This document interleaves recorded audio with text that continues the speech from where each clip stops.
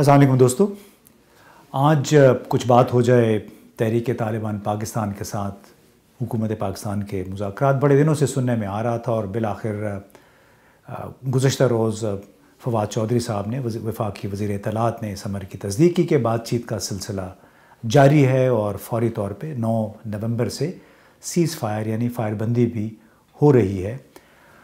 اب اس سے پہلے آپ نے دیکھا ہوگا تحریک لبیک پاکستان کے ساتھ بھی اس وقت معاہدے پہ عمل درآمد ہو رہا ہے، تو اب اس سے بہت سارے سوالات نے جنم لیا ہے، اور دو مسئلے ہیں کہ آیا کالعدم تنظیموں کے ساتھ مذاکرات ہونے چاہیے یا نہیں، اور دوسرا یہ کہ اس کا رول آف لا ملک بھر میں رول آف لا آئین پاکستان کے لیے اس کے مضمرات کیا ہیں، لوگوں کی سوچ پہ کیسے اس نوعیت کے معاہدے یا مذاکرات اثر انداز ہوتے ہیں۔ تو پہلے تو ذرا سا ذکر ہو جائے کہ ٹی ٹی پی ہے کیا۔ ٹی ٹی پی وہ تنظیم ہے جو کہ دسمبر 2007 میں بیت اللہ محسود نے تشکیل دی۔ یہ وہ وقت تھا جب پاکستان کی افواج پہ نہ صرف حملے شروع ہوئے تھے وزیرستان میں، بلکہ اس سے 5 مہینے پہلے اسلام آباد میں لال مسجد میں ایک آپریشن ہوا تھا، اور اس آپریشن میں بہت ساری ہلاکتیں یا شہادتیں ہوئیں۔ تو یہ کہا جا رہا تھا کہ ایک ریئیکشن کے طور پہ، رد عمل کے طور پہ تحریک طالبان پاکستان کا وجود عمل میں آیا۔ بیت اللہ محسود پھر اگست 2008 میں ایک ڈرون حملے میں مارا گیا۔ اس کے بعد حکیم اللہ محسود نے اس کی باغ ڈور سنبھالی۔ حکیم اللہ محسود بھی 1 نومبر 2013 میں ایک ڈرون حملے میں ہلاک ہو گیا۔ اس کے بعد مولانا فضل اللہ، جس کو ملا ریڈیو بھی کہتے تھے، اس نے اس کی باغ ڈور سنبھالی۔ اس وقت تحریک طالبان پاکستان کا سربراہ نور ولی محسود ہے۔ تو بنیادی طور پہ ٹی ٹی پی جنوبی وزیرستان میں مجتمع وہاں سے تعلق رکھنے والے لوگوں کی تنظیم تھی، اور جنوبی وزیرستان ماضی میں بھی جرائم پیشہ افراد کے لیے، گروہوں کے لیے بدنام رہا ہے۔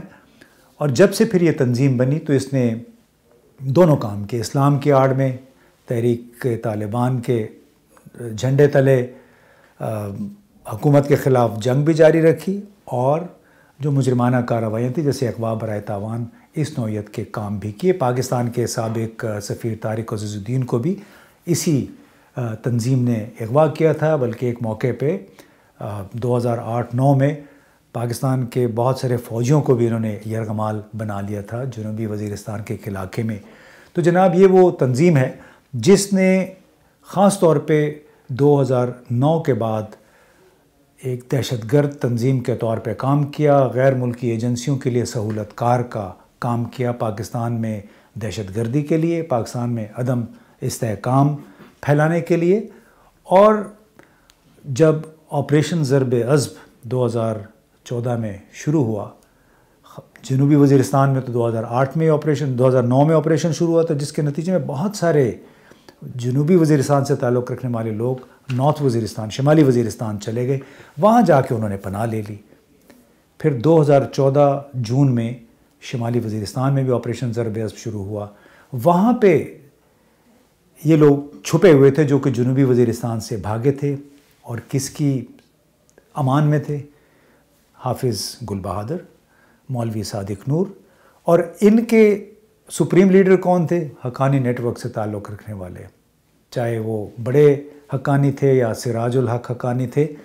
تو وہ ایک چھتری تھی جس کے نیچے ٹی ٹی پی والوں نے بھی آ کے پناہ لی، جس کے نیچے ETIM اور داعش۔ اور آپ یہ بھی یاد رکھنا چاہیے کہ داعش کا وجود بھی دسمبر 2014 میں آیا، یعنی یہ وہ زمانہ تھا جب ٹی ٹی پی کے خلاف اور تمام جو دہشت گرد تنظیمیں ہیں، عسکریت پسند تنظیموں کے خلاف آپریشن شروع ہو چکا تھا، فائنل آپریشن ضرب عضب، اور یہ تمام لوگ پھر بھاگنے پہ مجبور ہوئے۔ اکثریت ان کی وزیرستان سے افغانستان میں جا کے سکونت پذیر ہوئی۔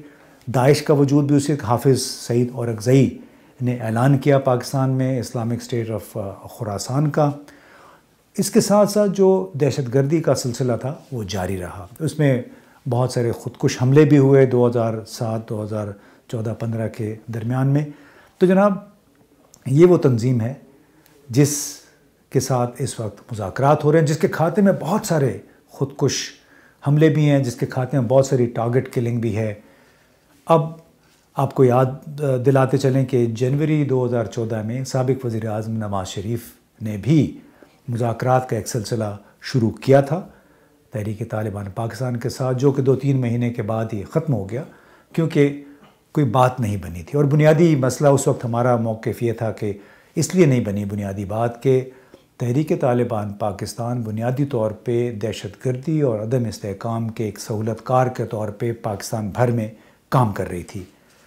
اب جب کہ افغانستان میں طالبان برسر اقتدار آ گئے ہیں، حکومت پاکستان کا بھی مطالبہ ہے، چین کا بھی مطالبہ ہے، آئی ایم یو کے حوالے سے ازبکستان اور روس کا بھی مطالبہ ہے کہ ان کو افغانستان میں کام نہ کرنے دیا جائے. اور اب خدشہ یہ تھا کہ یہ لوگ پاکستان آ جائیں گے. اسی لیے 3 مہینے پہلے ہی پاکستان کی درخواست پہ ملا ہیبت اللہ یعنی طالبان کے سربراہ نے ایک 3 رکنی کمیشن قائم کیا اور ان طالبان یعنی جو پاکستانی طالبان اور دوسرے دہشت گرد گروہ تھے ان کے ساتھ بات چیت کے لیے پاکستان کو طالبان نے پھر یہ کہا کہ ان کے ساتھ آپ بات چیت کر لیں، لڑائی کا کوئی فائدہ نہیں ہے. بالکل ایسی جیسے امریکہ نے بھی بالآخر 20 سال کی جنگ کے بعد طالبان کے ساتھ، جو کہ اقوام متحدہ کے مطابق ابھی بھی ایک دہشت گرد تنظیم ہے، ان کے ساتھ امن معاہدہ کیا دوحہ میں فروری 2020 میں. اور دنیا بھر میں ہر کانفلکٹ، ہر لڑائی بات چیت کے ذریعے ختم ہوئی ہے. جیسے مورو اسلامک فرنٹ تھا فلپین میں، وہ بھی اب اس وقت حکومت میں شامل ہیں.